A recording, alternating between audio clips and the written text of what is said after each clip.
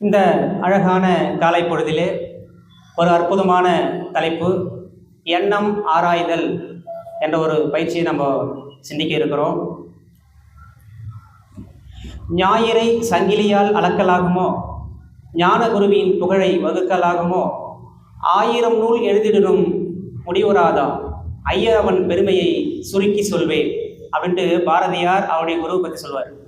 அது மாதிரி நம்மளுடைய குருபிரான் அருட்தந்தை வேதாத்திரி மகரிஷி அவர்களை பற்றி சுருக்கமாக சொல்லிட்டு அதுக்கப்புறம் நம்ம தத்துவத்துக்குள்ளே போகலாம்.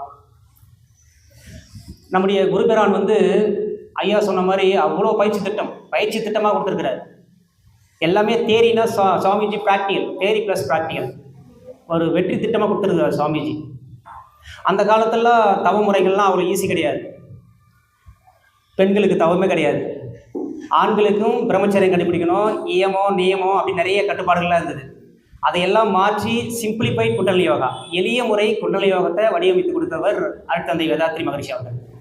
அதுக்கு முன்னாடிலாம் காட்டுக்கு போகணும், தவம் பண்ண, குடும்பத்தில் இருக்கிறவங்க பண்ணக்கூடாது, அப்படி இப்படி நிறைய கட்டுப்பாடுலாம் இருந்தது. அதையெல்லாம் மாற்றி ரொம்ப எளிமைப்படுத்தியிருக்கார். அந்த சிறப்பு மகரிஷி தான் சேரும்.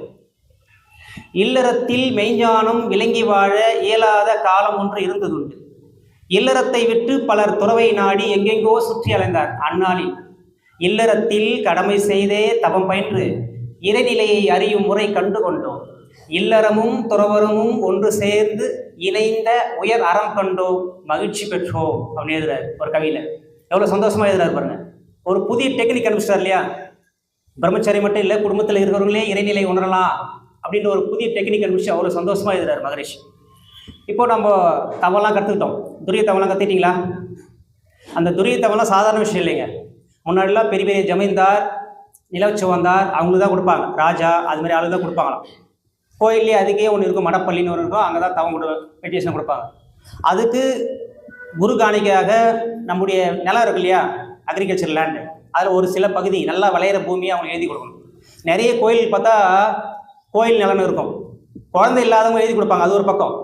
இதேமாதிரி தீட்சை வாங்குறவங்க அந்த நிலம் எழுதி கொடுப்பாங்க, கோயில் நிலம் நிறைய இருக்கும். அது மாதிரி இப்போ நம்ம துரிய தீட்சை வாங்குறோமே, ஐயா அதெல்லாம் உங்களை சொத்து இதெல்லாம் கேட்டு வாங்கினாரா? எதுவும் இல்லைல்ல. எவ்வளோ எளிமைப்படுத்துகிறார் சாமியில். இப்போ நம்ம தவம் டெய்லி காலையில் ஒரு 20 நிமிஷம், மாலை ஒரு 20 நிமிஷம் செய்ய சொன்னாங்களா? செய்கிறீங்களா?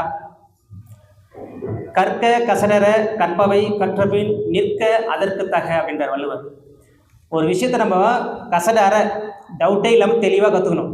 அப்புறம் நிற்க அதற்கு தக, அதை கற்றுக்கிட்டு அதை அப்படியே பயன்படுத்தணும். அப்போ தான் அதோடைய யூஸே இல்லையா? சும்மா கற்றுக்கிட்டதுனால ஒரு பயனும் கிடையாது. அப்போ நம்ம தவம் கற்றுக்கிட்டோம், தொடர்ந்து செய்கிறோம், நம்ம தவ ஆற்றலை நம்ம பெருக்கிறோம். அப்போ தவ ஆற்றலை பெருக்கிறதுனால நம்மளோட உடம்புல இருக்கிற உயிர் சக்தி ஒரு அமைதி பெறும், உடல் செல்கள் எல்லாம் ஒரு அமைதி பெறும். மீண்டும் பழைய நிலைமைக்கு போகக்கூடாது இல்லையா? அதனால தான் தவத்திற்கு அடுத்தபடியாக தற்சோதனை என்று சொல்லக்கூடிய அகத்தாய்வு பயிற்சி மகரிஷி அவர்கள் வடிவமைத்து கொடுத்திருக்கிறார். அப்போ நம்ம பழக்கத்தின் காரணமாக மறுபடியும் பழைய நிலைமைக்கு போயிடுவோம். ஏன்னா மனிதர்கள் பழக்கத்திற்கு அடிமை. Man is a phenomenon struggling between wisdom and habits சொல்லுவாங்க. பழக்கத்திற்கும் விளக்கத்திற்கும் இடையே போராடி கொண்டிருக்கக்கூடிய ஒரு ஜீவ இனம் மனித இனம் சொல்லுவார் சுவாமிஜி. அப்போ பழக்கத்தை மாற்றிக்கொண்டு விளக்கத்தின் வழியே வாழக்கூடிய ஒரு அற்புதமான பயிற்சி முறை தான் மனவளக்கலை பயிற்சி. சரிங்களா? நம்ம நிறைய விளக்கத்தை கேட்டுக்குவோம், அந்த பழக்கத்தையும் விட மாட்டோம். அதுதான் சிக்கலை. அப்போ தவம் செய்ய செய்ய ஆட்டோமேட்டிக்காக மன வலிமை வந்துடும், ஒரு வில் பவர் வந்துடும். அந்த பழக்கத்திலேருந்து நம்ம விளக்கத்துக்கு வந்துடலாம். அப்போ இந்த அகத்தாய்வு பயிற்சியில் எண்ணம் ஆராய்தல், ஆசை சீரமைத்தல், சினம் தவிர்த்தல், கவலை ஒழித்தல், நான் யார், இந்த 5 சப்ஜெக்டாக கொடுத்துருப்பாரு சுவாமிஜி. அப்போ அகத்தாய்வு என்பது ஒன்றும் இல்லைங்க. Introspection is nothing but a divine journey towards purification of mind சொல்லுவாங்க. மன தூய்மையை நாடி செல்லும் ஒரு தெய்வீக பயணமே அகத்தாய்வு. மன தூய்மையை நாடி செல்லும் ஒரு தெய்வீக பயணமே அகத்தாய்வு அப்படின்னு சொல்லுவார். அப்போது இந்த அகத்தாய்வு பயிற்சி நாமே நம்மளுக்கு குற்றம் என்ன, குறை என்ன, எல்லாத்தையும் கண்டுபிடிச்சிக்காதான். இப்போ உங்களை பற்றி எழுதுங்கன்னு சொல்லிட்டு ஒரு பேப்பர் உங்களுக்கு கொடுத்துறோம்னு வச்சுங்களேன், நம்ம எழுத்து வருமா? நம்மளை பற்றி யோசிச்சு நம்மளை பற்றி எழுதணும்னா நம்ம வார்த்தையே வராது, எழுத மாட்டோம். ஆனால் மற்றவங்களை பற்றி எழுதுங்கன்னு சொல்கிற ஒரு பேப்பரை கொடுத்தோன்னா பக்கமாக எழுதுவோம். அவன் இப்படி இவன் இப்படின்ட்டு பேப்பரே பார்த்தாது, அடிஷனல் பேப்பர் கொடுங்க சார் கேட்டு வாங்கி எழுதுவோம் இல்லையா? அப்போ நம்முடைய குற்றம் குறையை நம்ம யாரும் பார்க்கறதில்ல. அப்படி பார்த்து வந்தால் மற்றவங்க கிட்ட நம்ம குறையே சொல்ல மாட்டோம். தீதும் நன்றும் பிறர் தர வாரா அப்படின்வாங்க இல்லையா? அது மாதிரி நம்ம எந்த ஒரு செயல் இருந்தாலும் நம்ம தான் காரணமாக இருக்கும். அது தன் குற்றம் குறை கடமை தன்னுள் ஆழ்ந்து தான் கண்டு தன்னை திருத்தும் தகமை வந்தால், தன் குற்றம் குறை கடமை தன்னுள் ஆழ்ந்து தான் கண்டு தன்னை திருத்தும் தகமை வந்தால் ஏன் குற்றம் பிறர் மீது சுமத்தக்கூடும். ஏதேனும் கண்டாலும் மன்னித்தாலும் மேன்மைக்கே மனமுயரும். பிறர் தவறால் மிக வருத்தம் துன்பம் அது வந்தபோதும் நன்மைக்கேயாம். செய்த பாவம் போச்சு நாம் கண்ட தெளிவு இது வாழ்த்தி வாழ்வோம் சொல்லியிருப்பார் சாமி. இடுக்கண் வருங்கால் நகுகின்றார் திருவள்ளுவர். துன்பம் வரும்போது சிரிக்கின்றார். எதுக்கு சிரிக்க முடியும்? எதுக்காக சொல்கிறார் அப்படி? ஏன்னா நம்மக்கிட்ட இருந்த பாவப்பதிவு கொஞ்சம் போயிடுச்சு. அதனால் நம்ம சந்தோஷம் பண்ணணும். துன்பம் வந்தால் நம்முடைய பதிவு கொஞ்சம் கழிஞ்சிச்சு இல்லையா? அதுக்கு தான் அப்படி சொல்லி வச்சுருக்கிறாங்க பெரியவர்கள். இப்போது இந்த அகத்தாய்வில் முதல் பயிற்சியே எண்ணம் ஆராய்தல் பயிற்சி தான். எண்ணம் ஆராய்தல் ஒரு உதாரணம் மூலமாக சொல்லலாம். ஒரு ராக்கெட் லான்ச் பண்ணுறாங்க இல்லையா? ஸ்ரீஹரியோட்டால் சந்திராயன் 1, 2லாம் லான்ச் பண்ணுறாங்க இல்லையா? அந்த இடத்துல கீழே சயின்டிஸ்ட்லாம் விஞ்ஞானிகள்லாம் கீழே இருப்பாங்க.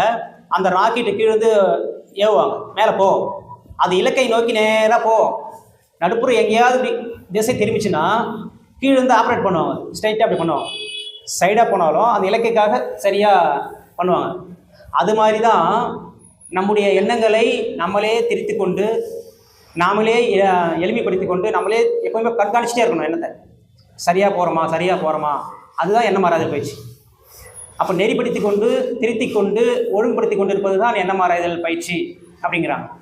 இப்போ ஒரு பொதுவாக எந்த ஒரு பொருளையும் நாம் முழுசாக பயன்படுத்தணும்னா அதை பற்றி நம்ம தெரிஞ்சுக்கணும். அது தெரிஞ்சால் தான் அதை பயன்படுத்த முடியும். உதாரணத்துக்கு ஒரு கார் வாங்குகிறோம், அந்த காரில் ஆக்சிலேட்டர் இருக்குது, பிரேக் எங்கே இருக்குது, கிளட்ச் எங்கே இருக்குது, அதெல்லாம் தெரிஞ்சால் தான் நம்ம பயன்படுத்த முடியும். அது மாதிரி இப்போ எண்ணம் ஆராய்தல் பயிற்சினா அதை பற்றி நம்ம தெரிஞ்சுக்கணும். எண்ணம் என்றால் என்ன, அது எங்கிருந்து வருகிறது, எது வருகிறது, எண்ணத்துடைய ஆற்றல் என்ன, எண்ணத்துடைய தன்மை என்ன, அது விளைவுகள் எப்படி இருக்கும், அதெல்லாம் தெரிஞ்சால் தான் நம்ம எண்ணம் ஆராய்தல் பயிற்சி ஈஸியாக செய்ய முடியும். அதுக்காக தான் இவ்வளோ பயிற்சி, இவ்வளோ தத்துவங்கள். நிறைய மகான்கள் சொல்லியிருக்காங்க எண்ணத்தை பற்றி. நீ என்னவாக வேண்டும் என்று நினைக்கிறாயோ அதுவாக ஆகிவிடுவாய். சுவாமி விவேகானந்தர். நீ என்னவாக வேண்டும் என்று நினைக்கிறாயோ அதுவாக ஆகிவிடுவாய். நீ எப்படி எவ்வுயிர் எப்படி எண்ணின அவ்வுயிருக்கு அப்படி அளித்தருள்வாய். வள்ளலார் சொல்றார். பூமியில் இருப்பதும் வானத்தில் பறப்பதும் அவரவர் எண்ணங்களே. கவிஞர் கண்ணதாசன் சொல்றார். ஒரு மனிதனை உயர்த்துவது அவனுடைய சிந்தனை தான். ஓஷோ சொல்றார். உலகத்தில் இருக்கிற எல்லா விஷயங்களை விடவும் நம்மளை அதிகமாக தொல்லை செய்வது நம்முடைய எண்ணங்கள் மட்டுமே. புத்தர் சொல்றார். அவரவர் வாழ்வின் சிற்பி அவரவர் எண்ணங்களே. அருட்தந்தை வேதாத்ரி மகரிஷி அவர்கள் சொல்றாங்க. அப்போ எண்ணங்களை பற்றி இவ்வளோ மகான்கள் சொல்றாங்க இல்லையா? அப்போ இதிலிருந்து மனிதர்கள் தங்களுடைய எண்ணங்களுக்கு ஏற்பவே உயர்ந்த நிலையிலும் தாழ்ந்த நிலையிலும் வாழ்கிறார்கள் என்பது நம்மளுக்கு தெரியுது இல்லையா? அப்போ எவ்வளோ ஒரு முக்கியம் வாய்ந்தது எண்ணம். அப்போ அந்த எண்ணத்தை பற்றி நம்ம தெரிஞ்சுக்கணும் இல்லையா? அப்போ எண்ணம்னா என்ன நினைக்கிறீங்க? எண்ணம்னா இதே மாதிரி கேள்வியெல்லாம் கேட்காதீங்க. நீங்கள் பாட்டு நடத்திட்டு போயிட்டே இருங்கன்றீங்களா? எண்ணம்னா நினைக்கிறீங்க தெரிஞ்சு சொல்லுங்க. என்னம்மா? சிந்திக்கும் திறன். என்ன சொல்றீங்க? நாளை வேற சுவாமிஜி ஒரு டெஃபினிஷன் கொடுக்குறாங்க. மனம் வெளி நிகழ்ச்சிகள் மற்றும் பொருட்களோடு தொடர்பு கொண்டு ஏற்கனவே பெற்றுள்ள அனுபவத்தோடு ஒப்பிட்டு கணித்தலை எண்ணம் அப்படின்னு சொல்கிறார். ஒரு உதாரணத்து மூலிமா சொன்னால் புரியும். ஒரு நம்ம கார் வாங்கிறதுக்கு ஒரு ஷோரூமுக்கு போகிறோம், ஒரு காரை பார்க்குறோம். நான் காரை பார்க்குறேன், நீங்கள் என் கண்ணை பார்க்குறீங்க. நான் காரை பார்க்குறேன், நீங்கள் என் கண்ணை பார்க்குறீங்க. என் கண்ணில் அந்த காரோடைய படம் தெரியுமா தெரியாதா? தெரியுமா? எந்த அளவுக்கு தெரியும்?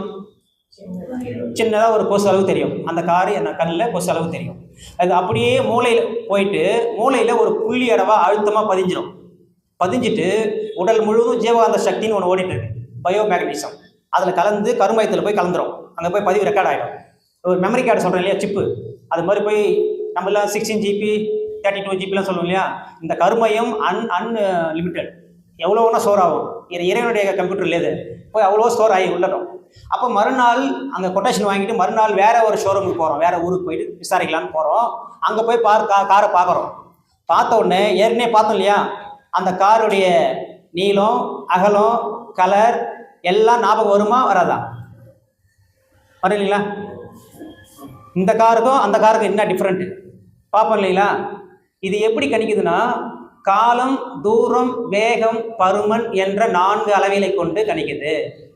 அதனால தான் சொல்கிறோம், மனம் வெளி நிகழ்ச்சிகள் மற்றும் பொருட்களோடு தொடர்பு கொண்டு ஏற்கனவே பெற்றுள்ள அனுபவத்தோடு ஒப்பிட்டு கணித்தலை எண்ணம் என்கிறோம். புரியுதுங்களா? எண்ணம்னா அதுதான். இப்போ மனம் சொல்கிறோமே அப்படின்னது, மனம்னு ஒன்று சொல்கிறோம், எண்ணம்னு ஒன்று சொல்கிறோம். என்ன அப்படி வித்தியாசம் ரெண்டுத்துக்கும்? ரொம்ப குழப்பமே வேண்டாம், ரொம்ப சிம்பிள். ஒரு மாமரம் தனி இருக்குது, அது என்ன சொல்லுவோம்? மாமரம் சொல்லுவோம். ஒரு 100கணக்கான மாமரங்கள் இருக்குது, அது என்ன சொல்லுவோம்? தோப்பு, மாமந்தோப்புன்னு சொல்லுவோம் இல்லையா? அதே மாதிரி தான் எண்ணங்களுடைய தொகுப்பு மனம். எண்ணங்கள்லாம் சேர்ந்து தொகுப்பு அது இல்லையா, அதுதான் மனம். தனி இருந்தனாதான் அது எண்ணம், அவ்வளோதான். புரியுதுங்களா? சரி, இப்போ எண்ணம்னா நான் தெரிஞ்சுக்கிட்டோம். எண்ணம் எங்கிருந்து வருகிறது? எண்ணம் எங்கிருந்து வருதுன்னா கருமையத்திலிருந்து வருகிறது. கருமையம் என்பது நம்முடைய உடல் உயிராற்றல் சுத்திக்கிட்டு இருக்கு. இப்போ நம்ம பருவுடல் சொல்லுவோம் இல்லைங்களா? பருவுடல் என்பது செல்களால் ஆனது இல்லைங்களா? நம்ம சாப்பிட்ற சாப்பாடு 7 தாதுவாக மாறும். ரசம், ரத்தம், சதை, கொழுப்பு, எலும்பு, மஜ்ஜை, கடைசியாக விந்துநாதம் 7வது தாது. ஓகேங்களா? அதோடைய மையமும் இங்கே சென்டராக வந்துடும். இதான் கருமையம் சொல்லுவாங்க. நம்ம ஹைட்டு 6 அடினா அதில் பாதி 3 அடியா, அகலம் 1 அடினா பாதி. அப்போ எங்கே வெட்டுதோ அங்கே தான் கருமையம். சாந்தி தேய்ச்சி கொடுத்தாங்க இல்லையா, அந்த மூலாதாரத்தை தொட்டு கொடுத்தாங்க இல்லையா, அந்த இடத்துல நம்ம ஆனஸ் பாயிண்ட்லேருந்து 1 இன்ச்சு மேலே அது கருமையம் சொல்லுவாங்க. அது வந்து வித்து மையம், அது ஃபஸ்ட்டு. 2வது உயிர், நம்ம உடம்பு முழுவதும் உயிர் ஓடிட்டு இருக்கு. அது இல்லைன்னு சொல்ல முடியாது, அதை எடுத்து காட்டவும் முடியாது, அதெல்லாம் மறைபொருள். விஞ்ஞானத்தால் உறுதிபட விளக்கிடாத, வேதாந்தம் தெளிவுபட கூறிடாத, மெய்ஞானம் உரை மூலம் உணர்த்திடாத மிக உயர்ந்த தத்துவம் உயிராம் தேர்வீர் அப்படின்பார். விஞ்ஞானத்தாலே விளக்க முடியாது, அதை எடுத்து காட்ட முடியாது, உயிர் இப்படி தான் இருக்குன்னு சொல்ல முடியாது. ஏன்னா ரொம்ப நுண்ணியது, அது கண்ணுக்கே தெரியாது. ஆனால் திருமூலன்ற ஒரு சித்தர் அந்த உயிரோட அளவு சொல்கிறாரு. ஒரு பசுமாட்டுடைய ரோமம் இருக்கு இல்லையா, பசுமாட்டு முடி திக்னஸ் எவ்வளோ இருக்கும், அந்த அளவுக்கு நீளம் கட் பண்ணிக்கணுமா, அதை 1,00,000 துண்டாக வெட்டணுமா, அதுலேருந்து ஒரு பீஸ் எடுக்கணுமா, அதான் ஒரு உயிர்த்தோட அளவா. ஏன்னா கற்பனை பண்ண முடியுதா? மேவியே ஜீவன் வடிவது கூறிடில் கோவின் மயிரொன்று 100உடன் கூறிட்டு மேவியே கூறுவது 1000 ஆயினால் ஆவியின் கூறு 100,000 அப்படின்றாரு. அப்போ அது எவ்வளோ நுண்ணியது, அது கண்ணுக்கே பார்க்க முடியாது, அது தன்னைத்தானே சுற்றுது. அதான் உயிர்த்துகள். கோடிக்கணக்கான உயிர்த்துகள் உடம்புல இருக்குது, இதுதான் உயிர்த்துகள். கோடிக்கணக்கான உயிர்கள் சுற்றி வருது. எந்த ஒரு பொருள் சுற்றினாலும் அது மையத்தை ஆட்டோமேட்டிக்காக கிரியேட் பண்ணிடும். சயின்ஸில் ஸ்பெசிஃபிக் கிராஃப்ட்னு சொல்லுவாங்க. ஒரு பக்கெட்டில் தண்ணி வச்சுட்டு நீ கை வச்சு இப்படி வேகமாக சுற்றிட்டுன்னு வச்சுக்கேன், ஒரு பள்ளம் ஆகும் ஆட்டோமேட்டிக்காக. பாருங்கள், வீட்டில் போய் சுற்றி விட்டால் பள்ளம் வரும். எந்த ஒரு பொருள் சுற்றாலும் ஆட்டோமேட்டிக்காக மையத்தை கிரியேட் பண்ணிடும். இந்த உடல் முழுவதும் உயிர் ஓடிட்டு இருக்கியா, சுற்றிட்டு இருக்கியா, அப்போது ஸ்பெசிஃபிக் கிராவிட்டி, துல்லிய சமதள சீர்மை என்ற ஒரு அடிப்படையில் அது சென்ட்ரு மையத்தை கொண்டு மையத்தை வச்சு அப்படியே சுற்றிக்கும்.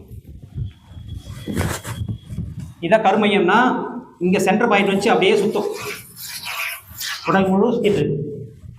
உயிர் சக்தி உடல் முழு சுற்றுது. ஓகேங்களா? இப்போ இந்த உயிர் சக்தியிலேருந்து ஒரு ஆற்றல் வருது. இப்போ ஃபேன் சுற்றினா ஃபேன்லேருந்து காற்று வருது இல்லையா, அது மாதிரி உயிர் சுற்றும் போது அதுலேருந்து ஒரு எனர்ஜி வருது. அதுதான் பயோ மேக்னட்டிசம், காந்தம் சொல்லுவாங்க. இப்போ உங்களுக்கு ஈஸியாக புரிஞ்சுதுக்காக சொல்கிறேன். இது வந்து லட்டுன்னு நான் வச்சுங்க, நிறைய பூந்தி சேர்ந்தான் லட்டு. அப்போ பூந்தின்றது இறைத்துகள், லட்டு வந்து உயிர். அது உயிர் சுற்றும் போது அதுலேருந்து உள்ளேருந்து வெளியே பூந்தி வெளியே வருது இல்லையா, அதுதான் அந்த பக்கம் காந்த உடல். இந்த உயிரையே பார்க்க முடியல, லட்டே பார்க்க முடியல, லட்டில் இருந்த பூந்தி பார்க்க முடியுமா, அதான் காந்த உடல். அதுவும் தனி தானே சுற்றுது, உடம்பு ஃபுல்லாக ஒரு ஓட்டமாக. அதுக்கும் மையம் கருமையம் தான். அப்போது வித்து மையம், உயிர் மையம், காந்த மையம் ஈக்குவல் டு கருமையம். தனித்தானே உடம்பு ஃபுல்லாக சுற்றிட்டு இருக்கு. சரிங்களா? அப்போது எந்த ஒரு பொருள் பார்த்தாலும், பேசினாலும், கேட்டாலும், சுவைத்தாலும் எல்லாம் கண் மூலிமா போய் ரெக்கார்ட் ஆகி அப்படியே போய் அங்கே பதிஞ்சிடும். கருமையத்தில் பதிஞ்சிட்டு எப்போ வேணுமோ அப்போ தேவைக்கு ஏற்ற மாதிரி எடுத்து எண்ணமாக விரித்து காட்டும்.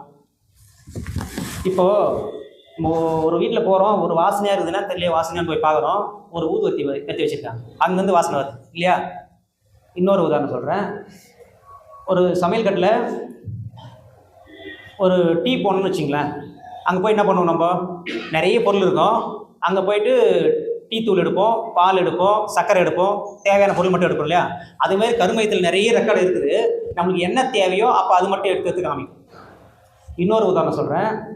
நமக்கு டேப் திறந்தோம்னா குழாயில் தண்ணி வருது வீட்டில், எங்கேருந்து வருது? டேங்க்லேருந்து வருது. டேங்க்கு எங்கேருந்து வருது? ஆற்றுலையோ எங்கேயோ பூச்சி அங்கேருந்து வருது. எப்படி நீர்நிலையிலிருந்து நீர் சப்ளை ஆகுதோ அது மாதிரி கருமையத்திலிருந்து எண்ணம் சப்ளை ஆகுது. புரியுதுங்களா? கருமையத்திலிருந்து எண்ணம் மூளையின் வழியாக வந்து பிரித்து காட்டும். ஓகேங்களா? அப்போது எண்ணெய் எங்கேருந்து வருது? கருமையத்திலிருந்து வருது. கருமையத்திலிருந்து எப்படி வருது? மூளையின் வழியாக வருது. எது வருது? ஜீவகாந்தம் வருது. புரிஞ்சுங்களா? எண்ணம்னா நம்ம பார்த்தோம், எண்ணம் எங்கிருந்து வருதுன்னு பார்த்தோம், எண்ணம் எதன் வழியாக வருதுன்னு பார்த்தோம், எது வருதுன்னு பார்த்தோம், ஜீவகாந்தம் வருது. ஓகேங்களா? அப்போ இந்த எண்ணம் அவ்வளோ ஆற்றல் வாய்ந்தது அப்படின்னு சொல்லிட்டு சுவாமிஜி ஒரு கவியில் சொல்லியிருப்பாங்க. சாமிஜியுடைய கவிகள்லாம் பார்த்தா சுவாமிஜி படித்ததே 3ஆம் வகுப்பு வரை தான். அவருடைய வாழ்க்கை வரலாறுல எழுதியிருப்பார். 3ஆம் வகுப்பு வரை தான் படிச்சிருப்பாரு. ஆனால் அவர் தான் பெற்றதை நல்ல எல்லாமே ஆழ்ந்து ஆராய்ச்சி பண்ணியிருப்பார் சின்ன வயசுலேருந்தே. ஒரு மகான் இல்லையா? அப்போது அவர் கேட்குறாங்க, 3ஆவது படிச்சிருக்கீங்க, எப்படி இவ்வளோ கவிகளை எழுதுறீங்க? 2000 கவிக்கு மேலே எழுதிருக்கிறார், எப்படி இவ்வளோ எழுதுனீங்க அப்படின்னு கேட்குறாங்க. அவர் சொல்கிறார், நான் எழுதலப்பா, இறைநிலை எழுதுது உணர்த்துது, நான் பேப்பர் பேன் எடுத்து நோட்டில் கை வைக்கிறேன், அவ்வளோதான், நான் எதுவும் எழுதலை அப்படிங்கிறார். ஏட்டினிலே கை எண்ணமோ அகண்டாகாரம், இயற்கை ரகசியம் மலர்ந்து எழுத்தாய் மாறும் அப்படிங்கிறார். அப்போ இறைவனே எழுதுறான்னு சொல்கிறார். அப்போ சுவாமிஜி ஒரு கவியில் சொல்கிறார் இந்த எண்ணத்துடைய ஆற்றல் பற்றி. எண்ணமே இயற்கை எதன் சிகரமாகும், இயற்கையே எண்ணத்தில் அடங்கி போகும், எண்ணத்தின் நிலை காட்ட முடிவதில்லை, இல்லை என்று சொல்லவும் யாரும் இல்லை, எண்ணம் எழும் இடமோ ஒரு புள்ளியாகும், இயங்கி முடியும் அளவோ அகண்டாகாரம், எண்ணமே செயற்கை கருவிகள் அனைத்தினோடு இயற்கை கருவியெல்லாம் இயக்கும் சக்தி அப்படின்றார். இப்போ எண்ணத்தின் நிலை காட்ட முடியலன்றார். இப்போ நான் என்ன நினைக்கிறேன் உங்களுக்கு தெரியுமா? அடுத்து நான் என்ன பேச போகிறேன் உங்களுக்கு தெரியுமா? இல்லை நீங்கள் என்ன நினைக்கிறீங்க எனக்கு தெரியுமா? ஏதோ ஒரு புது விஷயத்தை கற்றுக்க போகிறோன்னு நினைக்கலாம், என்ன இவர் பேசி பேசி அறுத்துக்கிட்டே இருக்காருன்னு நினைக்கலாம், இல்லைன்னா நம்ம வீட்டில் குழந்தைங்க மனைவி கணவர் என்ன பண்ணுறாங்களோ அப்படின்னு நினைக்கலாம், ஏதோ ஒன்று நினைக்கலாம் இல்லையா? எண்ணத்தின் நிலை காட்ட முடிவதில்லை, இல்லை என்று சொல்லவும் யாரும் இல்லை. எனக்கு எண்ணமே இல்லைன்னு யாரும் சொல்ல முடியுமா? சொல்ல முடியாது. அப்போ அப்பேற்பட்ட ஒரு எண்ணம் செயற்கை கருவிகள்லாம் இயக்க சக்தின்றார். ஒரு நம்ம கம்பெனிலாம் வேலை செய்கிறோம், ஒரு மிஷின் ஆப்ரேட் பண்ணோம், க்ரீன் கலர் லைட்டு சுவிட்சு ஆன் பண்ணோம் அப்படின்னா ஃபஸ்ட்டு எண்ணெய் வரணும், அதுக்கப்புறம் தான் கை அங்கே போய் வேலை செய்யும், ஆன் பண்ணுவோம்.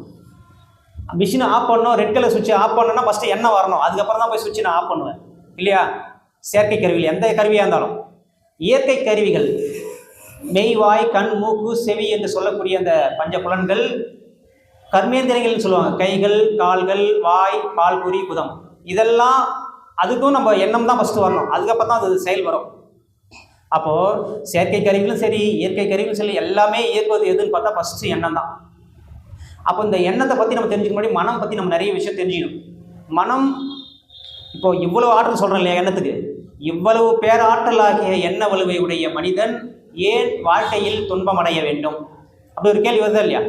இவ்வளோ ஆற்றல் இருக்குது, அப்புறம் ஏன் துன்பம் அடையும் அப்படின்னா, இந்த மனம் பஞ்ச கோஷங்களாக அசைந்து கொண்டு இருக்கிறது அப்படின்னா, அன்னமய கோஷம், மனோமய கோஷம், ஆனந்த பிராணமய கோஷம், விஞ்ஞானமய கோஷம், ஆனந்தமய கோஷம். இந்த 5 கோஷம் தான் ஒரு உரைன்னு சொல்லுவாங்க. அந்த காலத்தில் ராஜா பார்த்தா கத்தி எடுப்பார் உரையிலேருந்து, அது மாதிரி 5 உரைகளாக இருக்கிறதுன்னு சொல்லுவாங்க. அப்போது அன்னமய கோஷம்னா இந்த உடல் தேவைகளை முடிக்கிற அளவுக்கு, இந்த உடல் தேவைகளை முடிக்கிற உணர அளவுக்கு இருந்தால் அது அன்னமய கோஷம். அப்போ அதை சாப்பிட்டு அந்த நினைவலைகளையே திருப்பி ஃப்ளாஷ் பண்ணிட்டே இருக்கு இல்லையா, அது வந்து மனோமய கோஷம்னு சொல்லுவாங்க. அப்போ இந்த உயிர் அளவுகள் உணரும் போது அது பிராணமய கோஷம். அதுக்கப்புறம் இந்த பேரிக்க மண்டலம் இந்த இதெல்லாம் பார்க்கும்போது தோற்றம் அதெல்லாம் பார்க்கும்போது அது விஞ்ஞானமய கோஷமாக விரிந்துட்டு இருக்கும். அதுக்கப்புறம் அதெல்லாம் தாண்டி எல்லாம் வல்ல அந்த இறைநிலை தான் எல்லாத்தையுமே வழிநடத்துகிறது, அந்த சுத்தவெளியே தெய்வமாக இருந்து அறிவாக இருந்து ஆட்சி செய்து கொண்டு இருக்கிறது என்று விரிந்த நிலையில் இருக்கும்போது அது ஆனந்தமய கோஷமாக அசைந்து கொண்டு இருக்கிறது மனம் அப்படின்னு சொல்லுவாங்க. அப்போ இந்த மனம் 10 படிநிலைகளாக இயங்கிக் கொண்டிருக்கிறதுன்னு சொல்லுவாங்க. 10 படிநிலைகள் என்னென்னா உணர்ச்சி, தேவை, முயற்சி, செயல், விளைவு, அனுபவம், ஆராய்ச்சி, தெளிவு, முடிவு. இந்த 10 கட்டங்களை பொதுவாக மனம் சொல்லுவாங்க. ஒரு உதாரணத்தை மூலியம் சொன்னால் உங்களுக்கு ஈஸியாக புரியும். ஒரு சின்ன பிறந்த குழந்தை பசின்ற ஒரு உணர்ச்சி, பிறந்த குழந்தை பசிக்குது, பயம் பசிக்குது, அப்புறம் அதுக்கு ஒரு தேவை ஏற்படுது. ஃபஸ்ட்டு உணர்ச்சின்ற ஒரு பசி இருக்கா, அப்புறம் தேவை ஏற்படுது, ஏதோ உணவோ ஏதோ போக்கு அந்த உணர்ச்சி தீர்க்கிறதுக்கு ஒரு தேவை ஏற்படுகிறது. அப்போ என்ன பண்ணுது அதுன்னா, உணர்ச்சி தேவை முயற்சி பண்ணுது, கையை வாயில் வைக்குது, பக்கத்தில் இருக்கிற துணியை கடிக்குது, அப்பயும் பசி ஆகலை, அப்புறம் ஒரு செயல் செய்யுது, வீக் வீக் வீக் கத்துது, அழுவுது, செயல் செய்யுது. விளைவு அந்த அம்மா வந்து பால் கொடுக்குறாங்க. அப்போ அனுபவம் என்ஜாய்மெண்ட் பண்ணுது. அப்புறம் அனுபவம் எக்ஸ்பீரியன்ஸ் ஆயிடுச்சு ஓகோ அப்படின்ட்டு. அதுக்கப்புறம் ஆராய்ச்சி பண்ணுது. இதுக்கப்புறம் நம்ம அழுதா பசிச்சா நம்ம துணிலாம் கடிக்கூட வாயில கைக்கூடாது, டேரெக்டாக அழுவ வேண்டியதான். ஒரு முடிவு ஆராய்ச்சி பண்ணிச்சு, அதில் ஒரு தெளிவாயிடுச்சு. கடைசியாக ஒரு கன்க்ளூஷன், ஒரு முடிவு வந்துச்சு. அப்போது உணர்ச்சி, தேவை, முயற்சி, செயல், விளைவு, அனுபவம், ஆராய்ச்சி, தெளிவு, முடிவு, இந்த 10 கட்டங்களாக மனம் இயங்கி கொண்டிருக்கு சொல்லுவாங்க. அப்போ மனம் இரண்டு விதமான வேலையை செய்யுது சொல்லுவாங்க. அப்போது என்னென்ன பார்க்குறோமோ, என்னென்ன கேட்குறோமோ, என்னென்ன சுவைக்கிறோமோ எல்லாத்தையும் அப்படியே இழுத்து பதிவு வச்சுக்கும், இறுக்கி சுருக்கி பதிவு வச்சுக்கும் மனம். ரெண்டாவது, எப்போ காலத்துக்கு ஏற்ற மாதிரி சூழ்நிலைக்கு ஏற்ற மாதிரி மூளையின் வழியாக விரித்து எண்ணமாக காட்டும். சுருக்கி வைத்தல், எண்ணமாக விரித்து காட்டுதல், இந்த 2 வேலையை மனம் செய்யுது. சரிங்களா? அப்புறம் இந்த மனம் வந்து அலைச்சுவல் மருத்துவ விஞ்ஞானம் கண்டுபிடிச்சிருக்கு. இந்த மன அலைச்சுவல் 4 விதமாக இருக்கிறது. EEGன்னு சொல்லுவாங்க, எலக்ட்ரோ என்சோப்ளோகிராம். அப்படி ஒரு மிஷின் தலையில் வச்சு அந்த ஒயர் வச்சு செக் பண்ணுவாங்க. அப்படி செக் பண்ணும்போது மன அலைச்சுவல் 4 விதமாக இருக்குதுன்னு சொல்லியிருப்பாங்க. இந்த தியான மனமும் சொல்லியிருப்பாங்களே, சொன்னாங்களா? என்னென்ன அலை சொல்லுங்க? பீட்டா, ஆல்ஃபா, தீட்டா, டெல்டா, இந்த 4 அலைச்சொல்ல மனம் இயங்கி கொண்டு இருக்குது அப்படின்னு சொல்லுவாங்க. சரிங்களா? இப்போ நம்ம தவம் பண்ணும்போது 8 to 13 அந்த ஃப்ரீக்வன்சியில் ஒரு சைக்கிள் பர் செகண்டில் வந்துடும். அது வந்து நம்ம தூங்குகிற ஸ்டேஜ். அது தூங்குகிற ஸ்டேஜ் இருந்தாலும் நம்ம தவம் பண்ணுறதுக்கு தூங்குறதுக்கு என்ன வித்தியாசம்? அதே ஃப்ரீக்வன்சி தான். தூங்கும்போது அறிவு விழிப்பினில் இருக்காது, ஆனால் தவம் பண்ணும்போது அறிவு விழிப்பினில் இருக்கும். அதுதான் தூங்காமல் தூங்கி சுகம் பெறுவது எக்காலம் அப்படிங்கிறாங்க. அப்போ அந்த அமைதி நிலையில் இருக்கும்போது மனம் அமைதியாக இருக்கும்.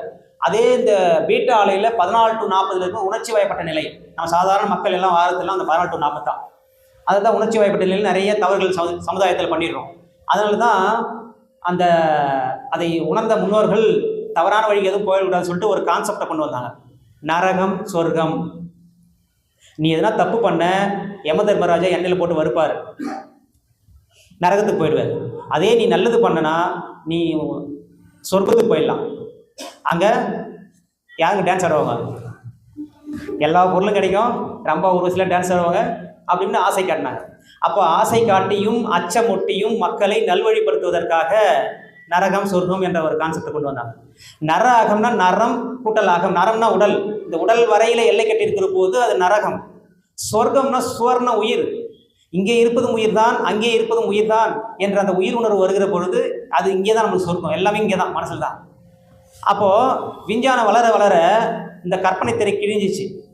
காலையில் இந்தியாவில் பிரேக்ஃபாஸ்ட் சாப்பிட்றோன்னா மதியம் ஃப்ளைட்டில் போயிட்டு அங்கே அமெரிக்காவில் மதியம் சாப்பாடு சாப்பிடலாம், நைட்டு ஜப்பானில் போய் சாப்பிட்லாம். இவ்வளோ விஞ்ஞானம் வளர்ந்துச்சு இல்லையா, வேகம். அப்போ நாடுகள் எல்லாம் ஒத்துழைப்பு வந்துச்சு. இப்போ நரகம் சொர்க்கம் சொன்னால் யாரும் நம்ப மாட்டாங்க. அப்போ பக்தி மார்க்கம் சொன்ன அந்த நரகம் சொர்க்கம் என்ற பக்தி நம்பிக்கையும் போயிடுச்சு மக்களுக்கு. இந்த ஞான மார்க்கமும் மறைமுகமாக வைக்கப்பட்டது. அதனால் இந்த சமுதாயம் இவ்வளோ சிக்கல் ஏற்றது அப்படின்னும். என் பையன்கிட்ட சொன்னேன், இந்த மாதிரி தப்பு பண்ண யம தர்மராஜா போட்டு எண்ணெயில் வறுப்பாடுறா அப்படின்னு. அவன் கேட்டான், நீ போய் பார்த்துட்டு வந்தியா அப்படின்னு கேட்டான். நம்ம இதை பதில் சொல்ல முடியுமா? ஏன்னா அந்தளவுக்கு மக்கள் அறிவு வளர்ச்சி வந்துகிட்டே இருக்குது. அப்போ இந்த காலத்துக்கு ஏற்ற மாதிரி செயலுக்கேற்ற ஒரு விளைவு நிச்சயமாக வந்தே தீரும் என்ற ஒரு விஞ்ஞான அடிப்படையில் சொன்னால் தான் மக்கள் ஏற்றுக்குவாங்க. அப்போ பழைய கதையெல்லாம் சொல்லிட்டு தான் இப்போ ஏற்றுக்க மாட்டாங்க. அந்தளவுக்கு அறிவு வளர்ந்துட்டே இருக்கு இல்லைங்களா?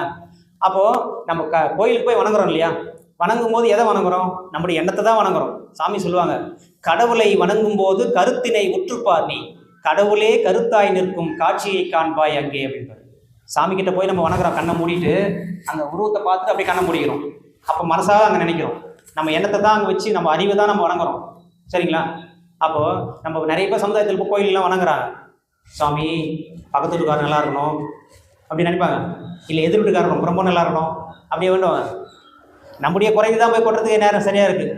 எனக்கு இதை தீர்த்து வை சாமி, டீல் பேசுறது, நான் 100 தேங்காய் உடைக்கிறேன், எனக்கு இதை செஞ்சு கொடு சாமி, உனக்கு பட்டு சேலை சாத்துறேன், அப்படி ஒரு போய் சாமிக்கிட்டே ஒரு டீல் பேசுவாங்க. அப்போ நம்ம என்ன செய்கிறோமோ அதுக்கேற்ற விளைவு தான் வருமே தவிர, என்ன தான் நம்ம தப்பு பண்ணிவிட்டு அங்கே போய் இறைவனை வேணுனால நோ யூஸ். சரிங்களா? அப்போது நம்ம என்ன செய்கிறோமோ எல்லாமே ரெக்கார்டு ஆகிட்டே இருக்குது கருமயத்தில். ஒரு விஷயம் தவறாமல் எல்லாம் ரெக்கார்டு ஆகிட்டே தான் இருக்கும். அப்போது செயலுக்கேற்ற காலத்துக்கு ஏற்ற மாதிரி அது மலர்த்தி விளைவாக வந்தே தீரும். அது இன்பமாக வரலாம், துன்பமாக வரலாம், அமைதியாக இருக்கலாம், பேரின்பமாக இருக்கலாம், எது வேணாலும் வரலாம். அப்போ இந்த மனம் உணர்ச்சி வயப்பட்ட நிலையில 6 தீய குணங்களாக இருக்கிறதுன்னு சொல்றாரு சுவாமிஜி. பேராசை, சினம், கடும்பற்று, முறையற்ற பால் கவர்ச்சி, உயர்வு தாழ்வு மனப்பான்மை, வஞ்சம் என்ற அந்த 6 தீய குணங்களாக உணர்ச்சி வயப்பட்ட இருக்குது. அதே மனம் நல்ல உணர்ந்த பிறகு அதே மனம் நல்ல விரிந்த நிலையில நற்குணங்களாக மாறிக்கலாம். பேராசையை நிறைமனமாக மாற்றணும், சினத்தை பொறுமையாக மாற்றணும், பேராசை சினம் கடும்பற்றை ஈகையாக மாற்றணும், முறையற்ற பால் கவர்ச்சியை கற்பு நெறியாக மாற்ற வேண்டும், உயர்வு தாழ்வு மனப்பான்மையை நேர்நிறை உணர்வாக மாற்ற வேண்டும், வஞ்சத்தை மன்னிப்பாக மாற்ற வேண்டும். அப்போ மனம் விரிந்த நிலையில இந்த அளவுக்கு நற்குணங்கள்லாம் வரும். அப்போ எல்லாமே மனசுக்குள்ளதான் இருக்கு, தேவையில்லாதெல்லாம் நம்ம தேவையில்லா போட்டு சுமந்துக்கிறோம் நம்ம. அப்போ நம்ம மற்றவங்க ஹெல்ப் பண்ணணும், அன்பாக இருக்கணும், மகிழ்ச்சியாக இருக்கணும், அதுவும் மனசு தான் இருக்குது. மற்றவங்க கெடுக்கணும், கோவப்படுறது, வஞ்சம் வைக்கிறது எல்லாமே மனசு தான் இருக்குது எல்லாமே, இல்லையா? அப்போ எது தேவையோ அதை வச்சுக்கிட்டு மீதியெல்லாம் தூக்கி போட்டால் மனம் லேசாகிடும், மனம் பாரம் இருக்காது. ஒரு ஆற்றங்கரையில் குரு சீடர்கள்லாம் அந்த ஆற்றை கடக்கிறதுக்காக நிற்கிறாங்க. ஒரு பெண், ஒரு இளம் பெண் வந்து அப்போ தான் வரா, மோர் கையில் தலையில் தூக்கின்னு வரா. அப்போ குரு கிட்ட கேட்குறான், சாமி என்னையும் அந்த கரையில் அதை விட்டுருங்க அப்படின்றான். சரின்னு சொல்லிட்டு மோர் எடுத்து ஒரு சீடர்கிட்ட கொடுத்துட்டு அந்த இளம் பெண்ணை அந்த துறவி தூக்கின்னு போய் அந்த பக்கம் கிராஸ் பண்ணி விட்டுருவார். விட்டுட்டு அவங்க பண்ணி வேற ஒரு ஊருக்கு போய் சத்சங்கம் நடத்துறதுக்கு பேசுறதுக்கு போயிடுவார். இந்த சீடர் கடை மூஞ்சி கடுக்கடுன்னு இருக்கும். போயிட்டு அப்புறம் ஈவினிங்காக கேட்பார் குருக்கிட்ட, குருவே நம்ம பிரம்மச்சரியம் கடைப்பிடிக்கணும், பெண்களை பண்ணணும் அப்படின்னு சொல்கிறீங்க, ஆனால் நீங்களே ஒரு இளம் பெண்ணை ஆற்ற கிராஸ் பண்ணுறீங்களே அப்படின்னு கேட்குறாரு. அதுக்கு அந்த குரு சொல்கிறார் சீடர்கிட்ட, ஏன்பா நான் அந்த ஆத்தங்கரையில் அங்கேயே இறக்கி விட்டு வந்துட்டேனே, நீ இன்னும் சுமந்துட்டே இருக்கிறிய மனதால் அப்படின்னு கேட்பார். அது மாதிரி நம்ம என்ன தேவையோ அதை மட்டும் வச்சுக்கணும், தேவையில்லாதெல்லாம் நம்ம சுமந்துட்டே இருக்கக்கூடாது. அப்போ கடலும் அலையும் போல உயிர்களும் தெய்வமும் சொல்லுவாங்க. கடலும் அலையும் போல தெய்வமும் உயிர்களும். இப்போ கடல்ல அலையை பிரிக்க முடியுமா? கடல்ல அலை வருது, அது தனியாக பிரிச்சு எடுக்க முடியுமா? முடியாது. அதே மாதிரி எல்லாமல்ல அந்த இறைநிலையிலிருந்து தான் தன்மாற்றம் அடைந்து நம்ம உயிராக வந்திருக்கிறோம். அப்போ இறைவனையும் நம்ம உயிரையும் தனியாக பிரிக்க முடியாது, ஒன்றா இருக்கும்.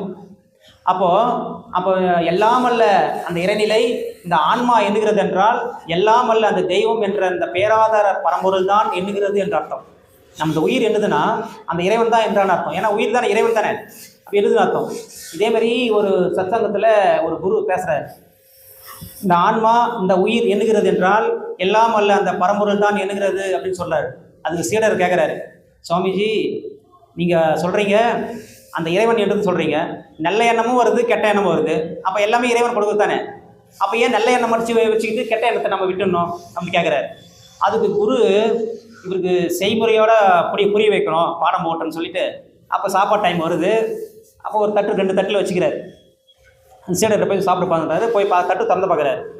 ஒரு தட்டில் திறந்து பார்த்தா பசு மாட்டோடைய பால் இருக்குது, இன்னொரு தட்டு திறந்து பார்த்தா பசு மாட்டோடைய சாணம் இருக்குது. அவர் சொல்கிறாரு, ரெண்டுமே பசுமாட்டிலேருந்து வந்தது தான், உனக்கு எது தேவையோ அதை எடுத்துக்கோ அப்படின்றாரு. அப்படி விழிச்சு நிற்கிறாரு சீடர். ஏன்னா அப்புறம் சொல்கிறாரு, எப்போ எது நம்மளுக்கு தேவையில்லையோ அதை உரமாக ஆக்கி விட்டு நம்ம அதுலேருந்து நல்லதை எடுத்துக்கணும் அப்படின்னு சொல்லுவார். அப்போ கெட்ட எண்ணம் வந்தாலும் அதை தேவையில்லாத தூக்கி போட்டு நம்ம நல்லதை மட்டும் தான் எடுத்துக்கணும் அப்படின்னு சொல்லி சாமி அந்த குரு எக்ஸ்பிளைன் பண்ணுவார். இந்த எண்ணம் வந்து ஒரு முறை தோன்றுச்சுன்னா போதுங்க, மறுபடியும் அந்த எண்ணம் வந்துகிட்டே இருக்கும். அந்த வலுப்பெற்று அது செயலுக்கு வராத வரைக்கும் அது நிம்மதி இருக்காது. இப்போ உங்களுக்கு ஐயா போட்டிருப்பார், டிசம்பர் 14ஆம் தேதி எண்ணம் மாறாதல் பயிற்சி பேராசிரியர் ஜோதிநாதன் ஐயா வந்து எடுக்கிறார் போட்டிருப்பார். அதை பார்த்துருப்பீங்க. அது போய் நம்ம கண்ணு வழியாக போய் மூளை வழியாக போய் பதிஞ்சிட்டு இருக்கோம் கர்மயத்தில். மறுபடியும் நினச்சிருப்பீங்க, மறுபடியும் எண்ணுவீங்க. எப்போ எண்றீங்களோ அப்போ மறுபடியும் எண்ணி அந்த எண்ணத்துக்கு வலு வந்து உங்களை இதே 14ஆம் தேதி 9:30 மணிக்கு உங்களை அப்படியே தூக்காது உட்கார வச்சிடும். அவ்வளோ ஆற்றல் வாய்ந்தது எண்ணம். எண்ணம் சாதாரண நினைக்காதீங்க, சும்மா எண்ணனை செயலில் இறங்கின அப்படின்னு நினைக்கக்கூடாது. அவ்வளோ ஆற்றல் வாய்ந்தது எண்ணம். உங்கள் நண்பரை சொல்கிறாரு, அந்த படம் நல்லா இருக்குப்பா, ஒரு குடும்ப படமாக, குடும்ப வசதி எல்லாம் போட்டு நல்லா சூப்பராக இருக்குது படம், போய் பாருங்கள் அப்படி சொல்கிறாருன்னு வச்சுக்கலாம். அது திருப்பி நினைக்கிறீங்க, படம் நல்லா இருக்கு சொன்னார்ல, நல்லா திருப்பி நினச்சி வலு அதிகமாகிடும். அந்த எண்ணம் அதிகமாக வலு வந்துட்டு பிறகு உங்களை ஆட்டோமேட்டிக்காக இயக்கி அங்கே வீட்டில் போய் எங்கே பர்சுக்குதோ போய் பணம் தேடி எடுத்து உங்கள் செல்கள் உடல் செல்கள்லாம் இயக்கி வண்டி இல்லாமல் பரவாயில்ல அந்த போய் பார்த்துட்டு வந்துடும் அந்த படத்தை, அப்படி போய் நடந்து போய் பார்த்துட்டு வந்துடும். அப்போ தான் ஒரு நிம்மதி வரும். அது எண்ணத்துக்கு அவ்வளோ ஆற்றல் இருக்குது. அப்போது இந்த எண்ணம் எவ்வளோ ஒரு சக்தி வாய்ந்தது பாருங்கள். ஒரு சாதாரண எண்ணம் தானே நம்ம நினைக்கிறோம், அது செயலுக்கு வர வரைக்கும் அது நிம்மதியாக இருக்காது. நம்ம நினச்சது நடக்கலாமோ அந்த கருமையத்தில் பதிந்து நம்மளுடைய குழந்தைகளுக்கு அது தரப்பதிவாக போயிடும். அந்த குழந்தை அதை வேலையை செய்யும். அப்படி இல்லைன்னா நம்ம ஒத்த தரமுடைய இன்னொருவருடைய உள்ளத்திலே போய் இந்த எண்ணத்தை போய் அவங்கள செயல்பட தூண்டிடும். எண்ணங்கள் ஒருபோதும் வீணாவதில்லை, கண்டிப்பாக வந்துடும். அது கெட்ட எண்ணமாக இருந்தால் உடனே தூக்கி போட்டணும் வெளியே. ஒரு சின்ன செடியை யார் வேணாலும் ஈஸியாக பிடிங்கி போட்டுடலாம், ஆனால் பெருசாக மரமாச்சுன்னா பிடுங்கிறது ரொம்ப கஷ்டம். அதனால் ஒரு சின்ன கெட்ட எண்ணம் வந்தோம்னா உடனே அகத்தாய்வு பண்ணி அதை தூக்கி எரிஞ்சு போட்டணும். எண்ணம் சொல் செயலால் எவருக்கும் எப்போதும் நன்மையே விளைவிக்க நாட்டமாயிரு அப்படின்பாரு அர்த்தந்தை வேதாத்திரி மகரிஷி அவர்கள். அப்போது எண்ணம் சொல் செயலால் எவருக்கும் எப்போதும் நன்மையே விளைவிக்க நாட்டமாயிரு, இதுக்காக தான் சொல்கிறது. ஏன்னா செயலுக்கு வந்ததில்லை எந்த எண்ணம் நினைச்சாலும். எண்ணம் எண்ணு சொல் செய் எல்லோருக்கும் நன்மை தர, எண்ணும்படி செய் செய்யும்படி எண்ணு. என்ன நினைக்கிறியோ அதை சொல்லு, எது சொல்றியோ அதை செய். ஆனால் நம்ம நிறைய பேர் உள்ள ஒன்று நினைப்போம், வெளியே ஒன்று சொல்லுவோம் இல்லையா? அப்படி வந்தால் உடம்பே கெட்டு போயிட்டு சொல்கிறார். உள்ளொன்று வைத்து புறம் ஒன்று பேசினால் உள்ளொலி தீயாகி உடலை கெடுத்து விடும் அப்படின்னு சொல்கிறார். நம்ம உள்ள ஒன்று வெளியே வச்சு பேசினா உள்ளகிற அந்த ஆற்றல் நம்மளை உடம்பையே கெடுத்துரும்னு சொல்கிறார் சுவாமிஜி. ஒரு வாஸ்து நிபுணர், நல்ல ஒரு ஃபேமஸான வாஸ்து நிபுணர், அவரை கூப்பிட்டு வந்து நம்ம வீட்டை பார்க்கணும்னு ஒருத்தர் நினச்சார். அவர் வீடு கட்டிட்டாரு, வாஸ்துலாம் பார்க்கல. நிறைய நண்பர்கள்லாம் சொன்னாங்க வாஸ்து பாருப்பா சொன்னோன்னா சரி பார்க்கலாம்னு சொல்லிட்டு அவர் ஃபோன் பண்ணி சொன்னார். அவர் வெளிநாட்டிலேருந்து வரார் வாஸ்து நிபுணர், ஃப்ளைட்டில் கூப்பிட்றதுக்காக இவர் கார் எடுத்துன்னு போகிறார், அந்த வீட்டுக்காரர் போகிறார். போயிட்டு ஏர்போர்ட்லேருந்து கூப்பிட்டு வந்துங்கிறாரு. அப்போ வர வழியில் கூப்பிட்டு வரும்போது ஒரு பின்னாடி இருந்து ஒரு காரை ஆறு வச்சுட்டே இருக்கிறான், ஏதோ அவசரம் பொழுது கார் வச்சுட்டே இருக்கிறான். இவர் ஒதுங்கி வழி விடுறாரு. இதை பின்னாடி உட்காந்துக்கிற அந்த வாஸ்து நிபுணர் பார்க்குறாரு. ஓஹோ சரி கம்முன்னு எதுவும் கேட்கல, கம்முன்னு பார்க்குறாரு. அவன் ஒதுங்கி போயிட்டு மறுபடியும் போகிறார். கொஞ்சம் தூரம் மெயின் ரோட்லேருந்து ஒரு உள்ள சந்துக்குள்ளே வந்தோம்னா மெதுவாக போகிறார் இந்த வீட்டுக்காரர், கார் ஓட்டுறாருல அவர். ஏன் மெதுவாக போகிறீங்க அப்படின்னு கேட்குறாரு அந்த வாஸ்து நிபுணர். இங்கே பசங்க குழந்தைங்களாம் விளையாடுவாங்க, அதனால் நான் பொறுமையாக போகிறேன் அப்படின்னு. அதே மாதிரி சொன்ன மாதிரி உடனே பசங்க கிராஸ் ஆகி போகிறாங்க. அதுக்கப்புறம் கொஞ்சம் தூரம் போயிட்டே இருக்காரு. அவர் வீடு வந்து கிட்ட வருது, கிட்ட போய் அவங்க வண்டி நிறுத்துறாரு. ஏன் நிறுத்துறீங்க, ஏன் போக வேண்டியதானே அப்படின்னு. இல்லை என்னுடைய வீட்டில் மாமரம் இருக்குது, அதை குழந்தைங்களாம் மாமரம் மாங்காய் அறுத்துக்கிட்டு இருக்காங்க, நம்ம போனால் அந்த பயந்துருக்கே குச்சி காலுகள் எதாவது உடஞ்சிட்டோம், அவங்க அறுத்துட்டு போட்டோம் அப்புறம் போகலாம் அப்படின்னு வெயிட் பண்ணுறாரு. அப்புறம் அந்த குழந்தைங்களாம் மாம்பழம் அறுத்துட்டு போயிட்டு பிறகு அதுக்கப்புறம் போகிறாரு. போனோன்னா வாசல் பிடிக்கிறாரு. அவர் வீட்டுக்காரர் உள்ளே போயிட்டார். வாங்க சார் வாங்க உள்ளே வாங்கன்றாரு. வரமாட்டேன் உள்ளே வரமாட்டேன் அப்படின்றாரு. என்ன சார் அப்படின்னு. இல்லை நான் வரும்போது பார்த்தேன், அங்கே 3 நிகழ்ச்சியை பார்த்தேன், உங்களை எண்ணம் எவ்வளோ தூய்மையாக இருந்தால் எவ்வளோ நல்ல விஷயமா இருந்தால் நீங்கள் எல்லாமே நல்லதாக பண்ணுறீங்க, ஆனால் உங்கள் மனசுக்கு ஏற்ற மாதிரி இந்த வீடு நல்லா தான் இருக்கும், வாஸ்துபடி தான் இருக்கும், இதை பார்க்க வேண்டிய அவசியம் இல்லை அப்படிங்கிறார். அப்போ எண்ணம் எவ்வளோ நல்ல எண்ணமாக இருக்குது பாருங்கள்.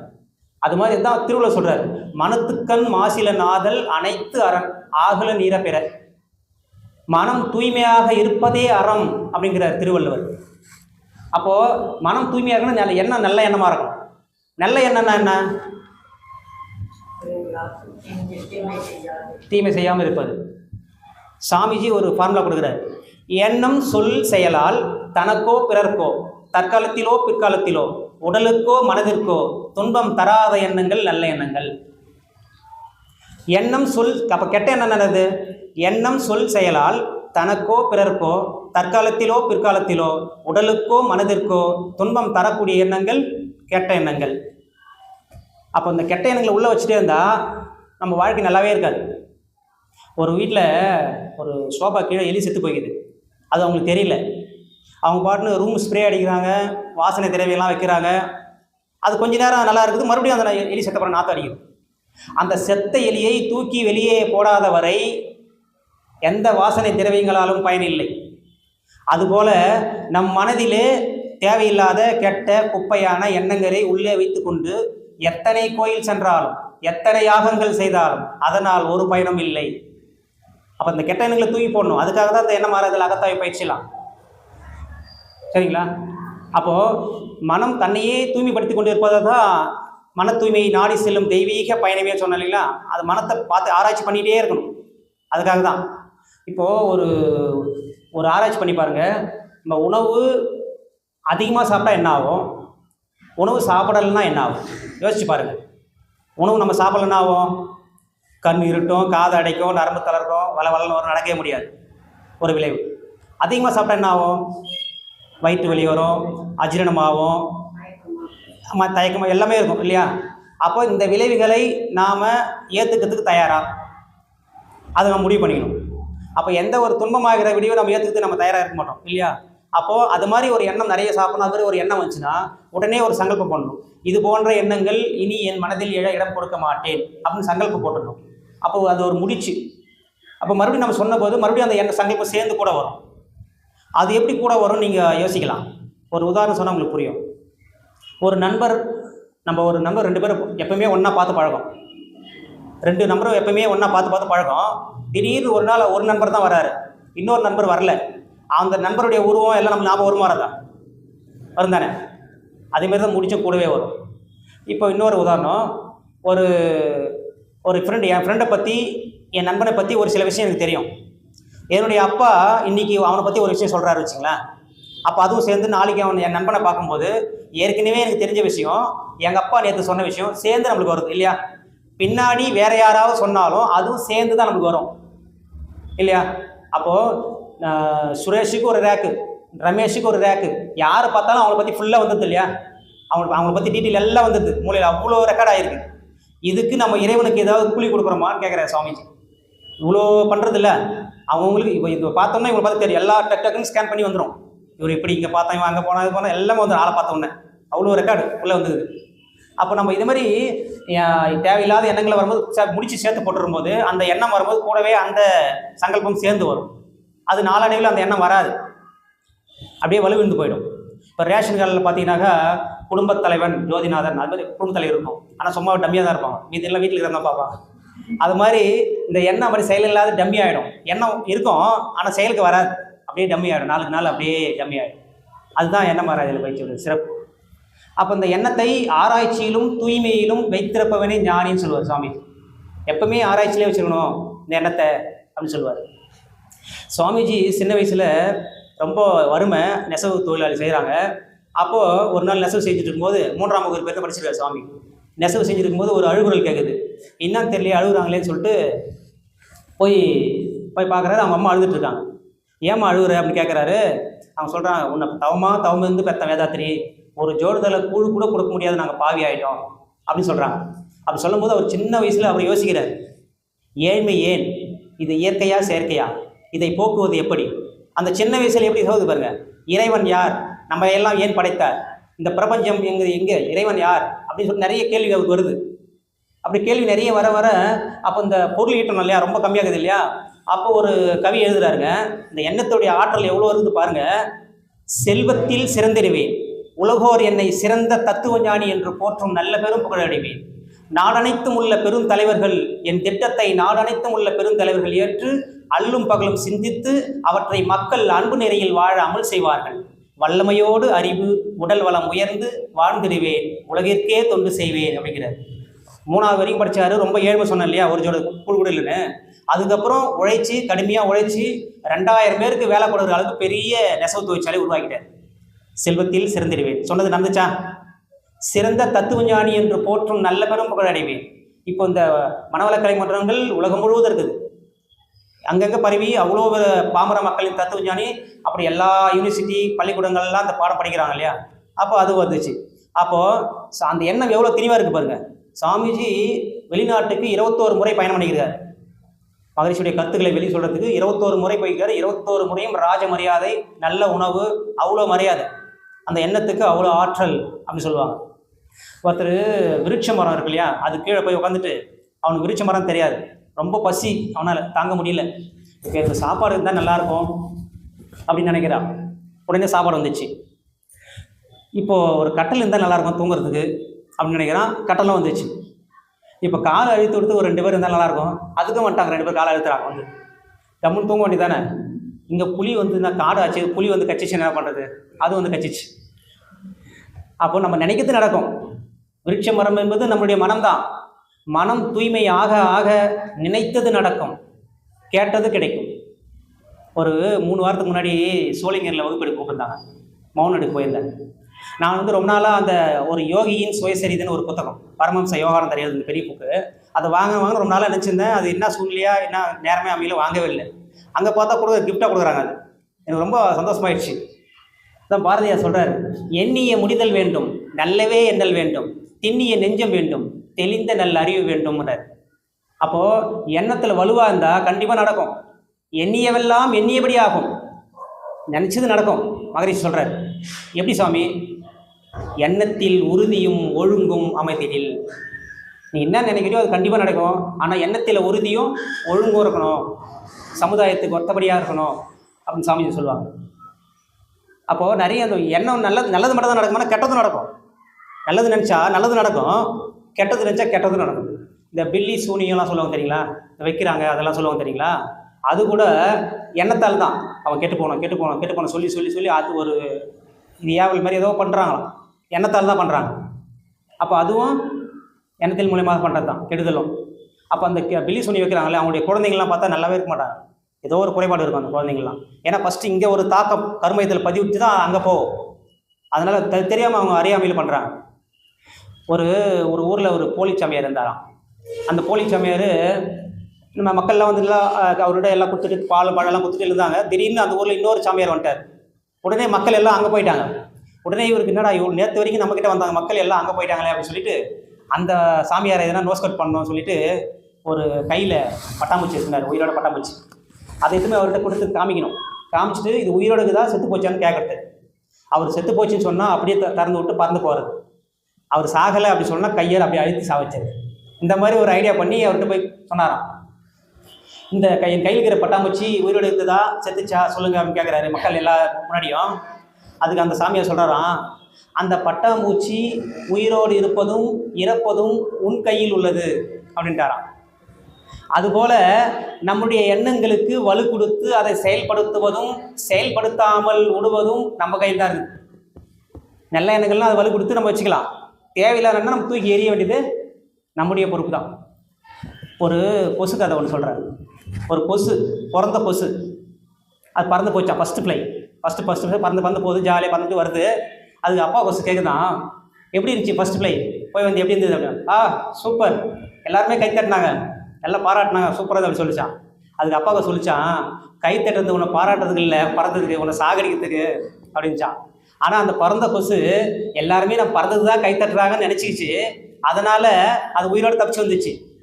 அதே மாதிரி தான் நம்ம கெடுதல் வரவங்க கூட நம்மளுக்கு நல்லது தான் பண்ணுவாங்க அப்படின்னு நம்ம நினச்சா நாம் நினச்சி தான் நடக்குமே தவிர நம்மளுக்கு கெடுதல் நினைக்கிறவங்க நினச்சது நடக்கவே நடக்காது.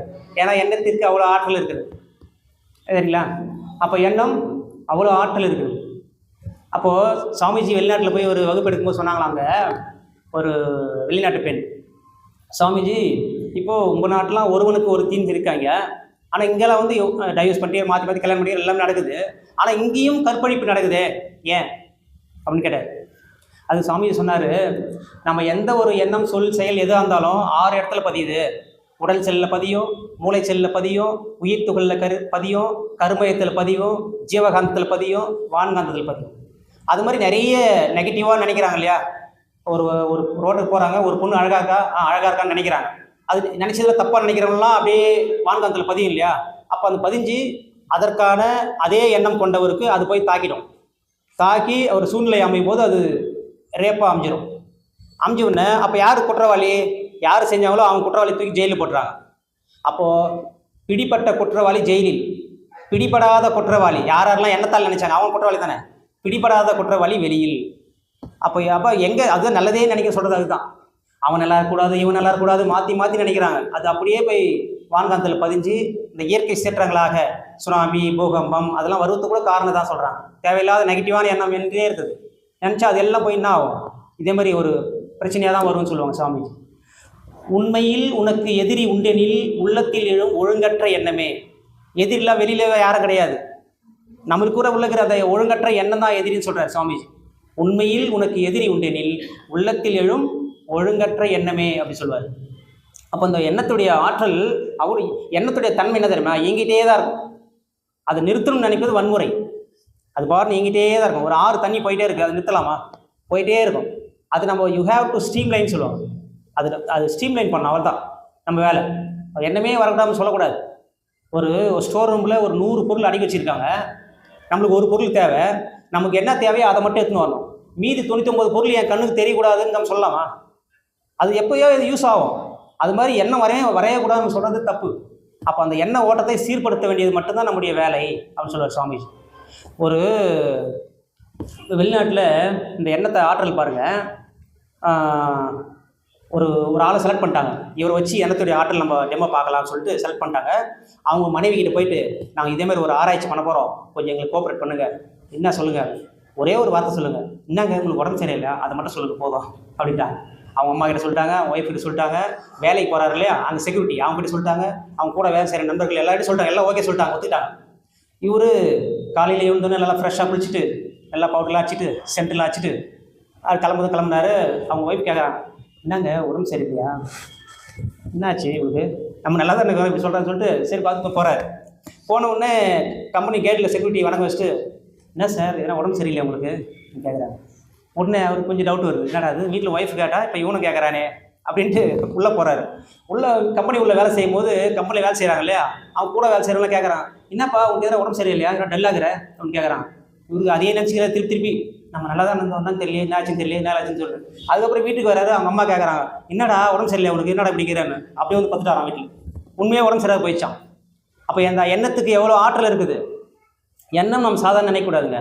ஒருத்தருக்கு கண்ணை மூடி கட்டிட்டாங்கன்னா, கட்டிட்டு ஒரு குண்டி சேர்த்து கையில் இப்படி குத்திட்டான், குத்திட்டு கண்ணை திறக்கும் போது கையில் ஒரு பாம்பு வச்சுக்கான், கையில் ரத்தம் வருது, பாம்பு கையில் இருக்குது, பாம்பு தான் குத்திச்சுன்னு நினச்ச உடனே அவர் போய் டெஸ்ட் பண்ணி பார்க்குறாங்க. ரத்தம் எடுத்து ஒரு பாம்பு வச்சா என்னென்ன உடம்புல மாற்றம் ஏற்படும் அவ்வளோ மாற்றம் ஏற்படுதான்.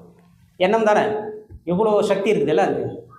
ஒரு ஒரு காரில் நம்ம போயிட்டே இருக்கிறோம், நல்லா கவனிங்க.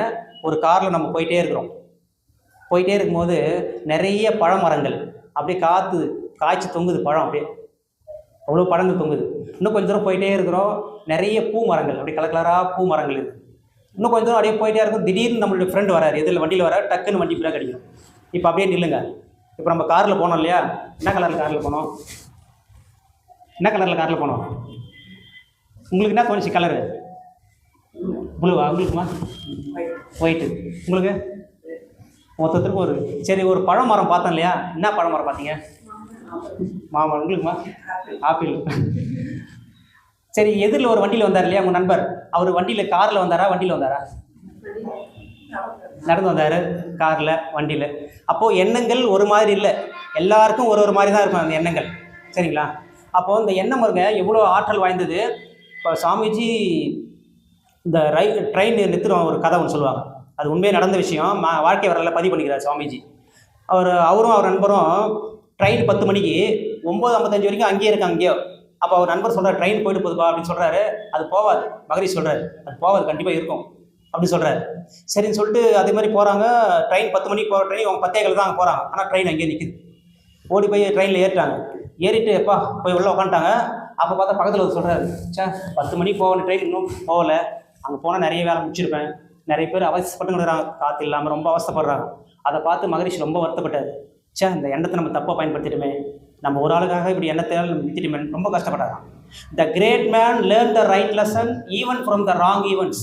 ஒரு சிந்தனையாளன் ஒரு தவறான செயல் செய்தாலும் அதிலிருந்து ஒரு பாடத்தை கற்றுக்கொண்டு மீண்டும் அந்த தப்பு செய்ய மாட்டாங்க.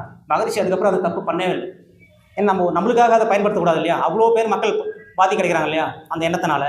அதனால் அவர் அதுக்கப்புறம் அதை எண்ணத்தை சரியான முறையில் தான் பயன்படுத்தினார். அதுக்கப்புறம் அப்போ ஜவஹர்லால் நேரு பிரதமராக இருந்தார் இல்லையா, அப்போ ஐநா சபையில் பேச போகிறார். அப்போ இங்கே முன்னாள் சாமிஜி சொல்கிறார், ஒரு எழுத்தை வடிவமாக கொண்டு வைக்கி இந்த எண்ணத்தை அலையில மூலயமா அனுப்புகிறார்.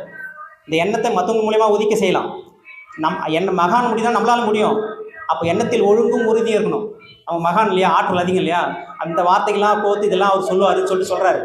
அதே மாதிரி மறுநாள் பேப்பரில் நேரு பேசுறது அப்படியே ஒரு பேப்பரில் ஏதாவது காமிக்கிறார் ஒரு நண்பர், சுவாமிஜி நீங்கள் சொன்னது அப்படியே போட்டுக்கிறாங்க அப்படின்றார். அப்போ எவ்வளோ ஆற்றல் இருக்கும் இல்லைங்களா. அப்போது இந்த எண்ணம் மற்றவங்க மூலியமாக ஒதுக்க செய்யலாம், எண்ணத்துக்கு அவ்வளோ ஆற்றல் இருக்கிறது. இப்போ நம்ம ஒரு வேண்டாத விருந்தாளி வச்சுங்களேன், நம்ம வீட்டுக்கு வராரு, அவங்க மூஞ்சை காமிச்சு மூஞ்சை சுழிச்சு வந்துட்டாடா சாப்பிட போட்டிக்கோ அப்படி என்ன சொன்ன மறுபடியும் வருவாங்களா. மதியாதார் வாசல் மிதியாதே சொல்லியிருக்கேன், அதுமாதிரி வரமாட்டார். ஆனால் நம்ம கெட்ட எண்ணம் வச்சு வச்சுக்கோ, ஐயோ இது ஏன் வருதுன்னு வச்சா மறுபடியும் வந்துட்டு தான் இருக்கும் அது. ஏன்னா அது கூட தான் நம்ம உறவாடிட்டு இருக்கோம் இல்லையா, அதனால் அது வந்துட்டு தான் இருக்கும். அதனால தான் நிறைய வீட்டில் சாமி போட்டோலாம் மாட்டுறது அதுதான், மகான்களுடைய போட்டோ மாட்டுறது எல்லாமே எதுக்காகுதுன்னா நம்ம நல்ல எண்ணங்களே வரணும், அதுக்காக தான் அந்த எண்ணங்கள் நல்லதாக இருக்கணும், அதுக்காக தான் சொல்கிறது. அப்போ இந்த மனம் மாறிக்கிட்டே தான் இருக்குங்க. Mind is a beautiful servant but dangerous மாஸ்டர்னு சொல்லுவாங்க. ஒரு நல்ல வேலைக்காரன் மனம், ஆனால் அது மோசமான முதலாளி. நம்ம அது கண்ட்ரோலுக்கு போயிட்டோம் அவ்வளோதான், நம்ம இஷ்டத்துக்கு அது காலி பண்ணிட்டோம். அப்போது ஒரு ஆசிரமத்தில் குரங்கு ஒருத்தருக்கு வந்தோடனே அவருக்கு இலை போட சொன்னார். அந்த குரங்கு இலை போடுதான். போட்டு அப்பயும் ஒரு அடி பட்டுன்னு அடிக்கிறார். சாப்பாடு போடுறா சாப்பாடு போட்டு அப்பயும் ஒரு அடி அடிக்கிறார்.